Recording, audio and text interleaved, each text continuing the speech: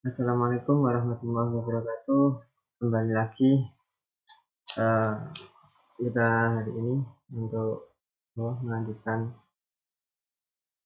materi presentasi yang kedua, yaitu kartu induk. Baiklah, langsung saja kita mulai. Definisi dan fungsi dari gardu induk. Gardu induk adalah suatu instalasi yang terdiri dari peralatan listrik yang berfungsi untuk mengubah tenaga listrik tegangan tinggi yang satu ke tegangan tinggi yang lainnya atau tegangan menengah.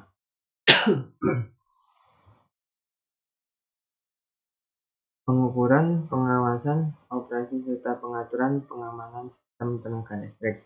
Pengaturan daya ke gardu-gardu induk lain melalui tegangan tinggi dan gardu-gardu distribusi melalui gawai tegangan menengah. Sebagai sarana telekomunikasi di mana gardu induk terhubung dengan gardu induk lainnya yang berdekatan atau biasa disebut sistem interkoneksi antar gardu induk untuk saling memberikan tegangan dan menerima tegangan. Klasifikasi gardu induk. Gardu induk diklasifikasikan menjadi beberapa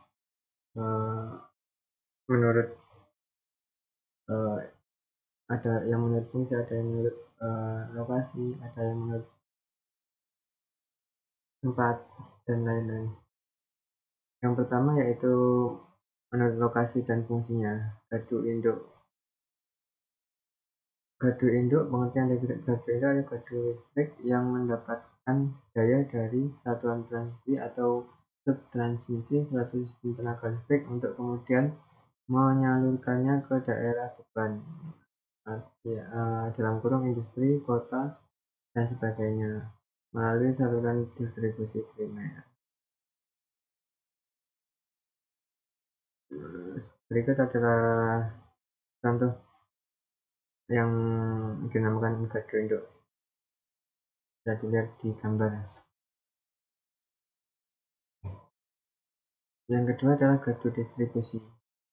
Pengertian dari gardu distribusi yaitu gardu listrik yang mendapatkan daya dari saluran distribusi primer yang menyalurkan tenaga listrik ke pemakai dengan tegangan rendah. Contohnya seperti gambar di samping.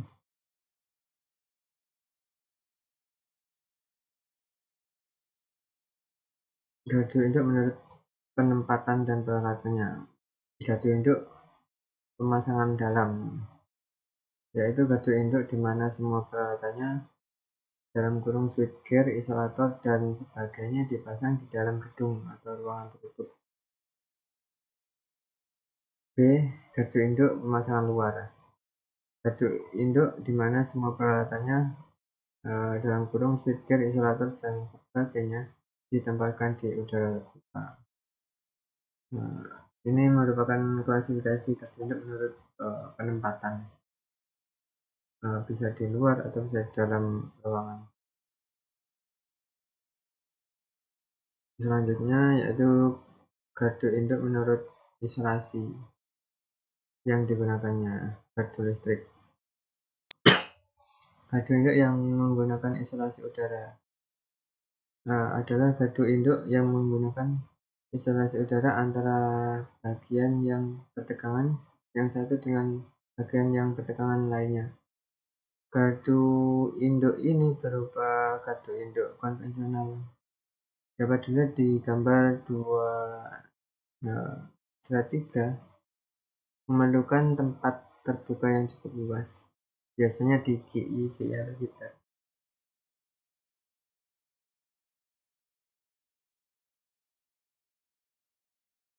Selanjutnya adalah gardu induk yang menggunakan isolasi gas SF6. Gardu induk yang menggunakan gas SF6 sebagai isolasi antara bagian yang bertegangan yang satu dengan bagian lain yang bertegangan, maupun antara bagian yang bertegangan dengan bagian yang tidak bertegangan. Contohnya bisa dilihat di gambar berikut. Gardu induk ini disebut gas insulate substation. atau gas insulated switchgear, bisa disingkat dengan GIS atau GIS, yang memerlukan tempat yang sempit. Ini bisa berdempetan untuk instalasinya.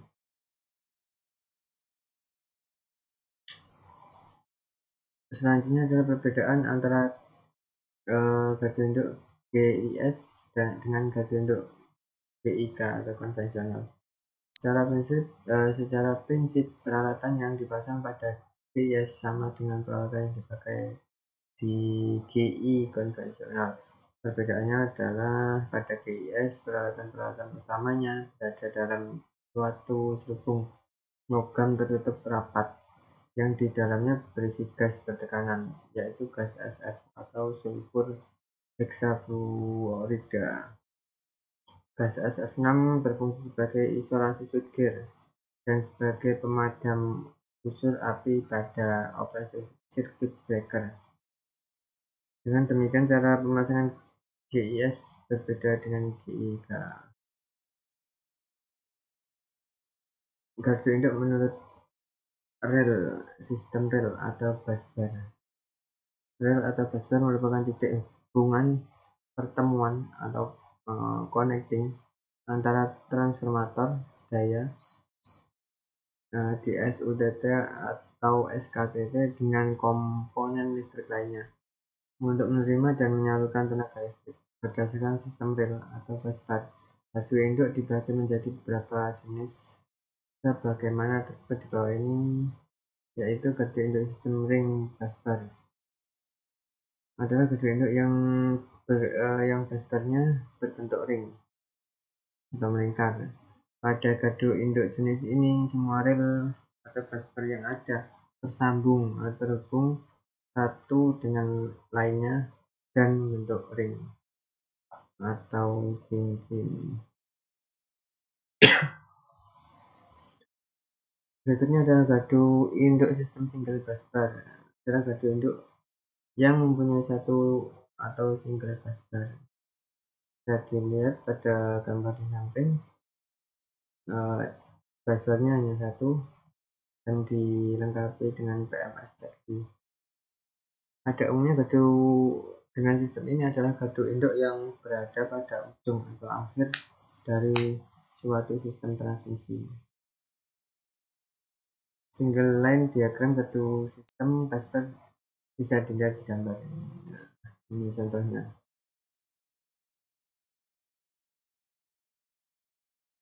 Selanjutnya adalah gardu induk double busbar. Adalah gardu induk yang mempunyai dua busbar. Gardu induk sistem double busbar sangat efektif untuk mengurangi terjadinya pemadaman beban, khususnya pada saat melakukan perubahan sistem atau manuver sistem. Jenis gardu induk ini pada umumnya yang banyak digunakan. Single line diagram gardu induk sistem busbar ganda bisa dilihat pada contohnya gambar di samping ini. Ada dua rel di atas dan masing-masing memiliki PMS untuk memutus atau pengaman.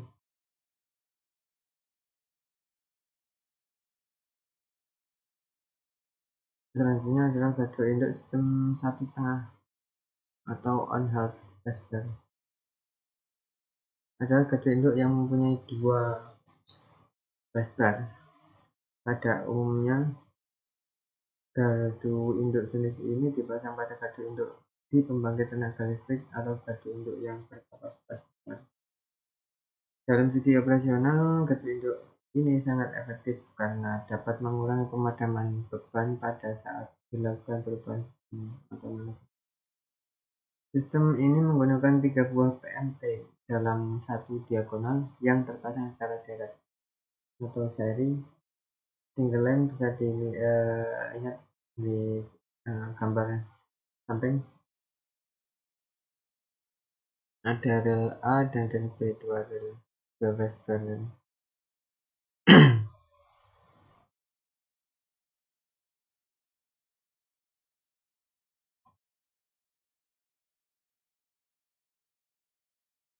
Berikutnya adalah Peralatan dan fasilitas gardu induk. Peralatan dan fasilitas suatu gardu induk pada umumnya adalah satu instalasi transformator tenaga dan peralatan penyaluran tenaga listrik yang terdiri dari A. Trafo tenaga, B. Peralatan tegangan tinggi sisi primer antara lain lightning arrestor, spark load, pemutus tenaga, PMT, saklar pemisah atau PMS, trafo arus, CP, trafo tegangan, PT. C. Peralatan tegangan menengah. Ada sisi sekunder. Peralatan ini untuk tegangan menengah ragamnya adalah sama dengan peralatan yang peralatan untuk tegangan tinggi. D. Peralatan kontrol digunakan untuk mengontrol pelayanan gardu induk dari suatu tempat dari dalam gedung kontrol yang terdiri dari panel kontrol, panel relay, meter pengukuran, peralatan telekomunikasi, baterai, rectifier, dan lain-lain. Yang kedua adalah fasilitas gardu induk yang terdiri atas gedung kontrol, ruang baterai, bangunan-bangunan lainnya. Yang pertama adalah penjelasan mengenai peralatan gardu induk, yaitu lightning arrestor. Fungsinya yaitu untuk mengamankan instalasi atau peralatan listrik pada instalasi dari gangguan tegangan lebih yang diakibatkan oleh sambaran petir maupun oleh surya petir. Jadi ini fungsinya untuk pengaman dari petir.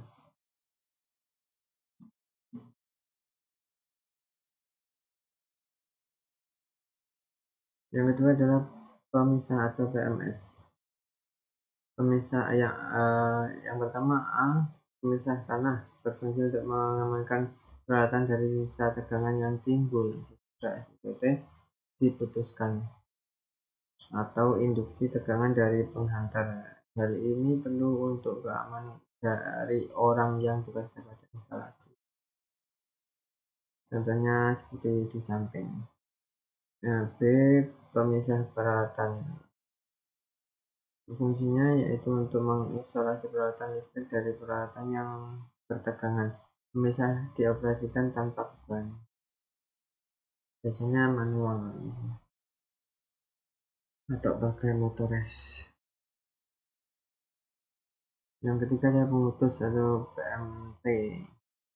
Berfungsi untuk memutuskan hubungan tenaga listrik dalam keadaan gangguan maupun dalam keadaan berbeban, dan proses ini harus dapat dilakukan dengan cepat. Memutus tenaga listrik dalam keadaan gangguan akan menimbulkan arus yang relatif besar.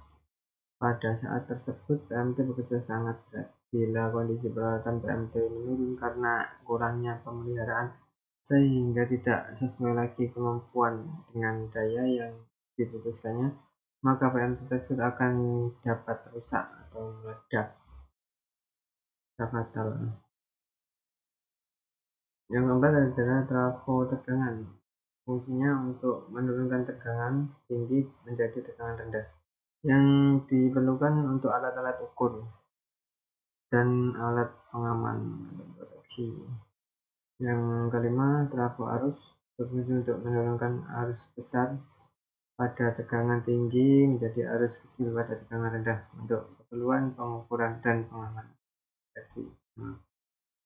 Yang keenam adalah rel atau busbar. Fungsinya sebagai titik pertemuan atau hubungan trafo tenaga, SUTT, dan peralatan listrik lainnya untuk menerima dan menyalurkan tenaga atau daya listrik. Bahan dari rel umumnya terbuat dari bahan tembaga, koper atau hollow konduktor. ACSR, almalit atau aluminium, busbar aluminium atau hollow konduktor, yaitu bahan dari busbar yang digunakan biasanya kalau di pabrik itu plat besi tebal-tebal tembaga. trafo tenaga. Yang ketujuh adalah trafo tenaga. Trafo tenaga berfungsi untuk menyalurkan tenaga atau daya dari tegangan tinggi atau sebaliknya, mentransformasikan atau mengubah tegangan daya. Yang ke-8 yaitu panel kontrol. Jenis-jenis panel kontrol yang ada dalam suatu gardu induk terdiri dari panel kontrol utama, panel relay, panel pemakaian sendiri. A. Panel kontrol utama terdiri dari panel instrumen dan panel operasi. Pada panel instrumen terpasang alat-alat ukur dan indikator gangguan. Dari panel ini, alat-alat tersebut dapat diawasi dalam keadaan beroperasi. Fungsinya yaitu untuk memantau atau sebagai operasional jalannya suatu sistem distribusi tenaga listrik. Pada panel operasi terpasang saklar operasi dari pemutus tenaga pemisah serta lampu indikator posisi saklar dan diagram rel. Diagram rel atau minibus saklar dan lampu indikator diatur letak dan hubungannya sesuai dengan rangkaian yang sesungguhnya sehingga keadaannya dapat dilihat dengan mudah. B. Panel relay. Terpasang relay pengaman untuk SLT, relay pengaman untuk trafo dan sebagainya. Bekerjanya relay dapat diketahui dari penunjukan pada relay itu sendiri dan pada indikator penggunaan panel di panel kontrol utama. Panel kontrol utama biasanya disebut switchgear kalau di pabrik.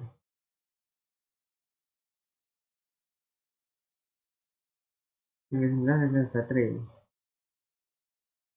Sumber tenaga untuk sistem kontrol dan proteksi selalu harus mempunyai keandalan dan stabilitas yang tinggi. Maka baterai dipakai sebagai sumber tenaga kontrol dan proteksi di dalam gardu induk. Peranan dari baterai adalah sangat penting karena justru pada saat gangguan terjadi, baterai inilah yang merupakan sumber tenaga untuk menggerakkan alat-alat kontrol dan proteksi. Jadi baterai ini adalah fungsinya untuk menyimpan tegangan dan arus dari UPS. Biasanya UPS untuk backup power untuk kontrol instrumentasi pada saat terjadinya blackout. Jadi ketika mati lampu tetap untuk power untuk kontrolnya tersedia dari UPS tersebut. Yang ke-10 adalah sistem pembumian atau grounding. Pembumian tidak netral. Suatu sistem dapat melalui kumparan Petersen, tahanan resistor atau langsung yang berfungsi untuk menyalurkan arus gangguan fasa ke bumi pada sistem. Arus yang melalui pembumian merupakan besaran ukur untuk alat proteksi. Pada trafo yang sisi primernya dibumikan dan sisi sekundernya juga dibumikan, maka gangguan fasa ke bumi di sisi primer selalu dirasakan pada sisi sekunder dan sebaliknya. Yang ke-11, kapasitor. Kapasitor berfungsi untuk memperbaiki faktor kerja dan tegangan dan jaringan tenaga listrik. Yang ke-12 adalah reaktor, berfungsi untuk mengurangi atau membatasi arus hubung singkat dan arus switching dalam jaringan tenaga listrik. Terima kasih, semoga bermanfaat. Demikian presentasi yang dapat saya sajikan. Bila ada kekurangan banyak saya mohon maaf. Saya akhiri. Assalamualaikum warahmatullahi wabarakatuh.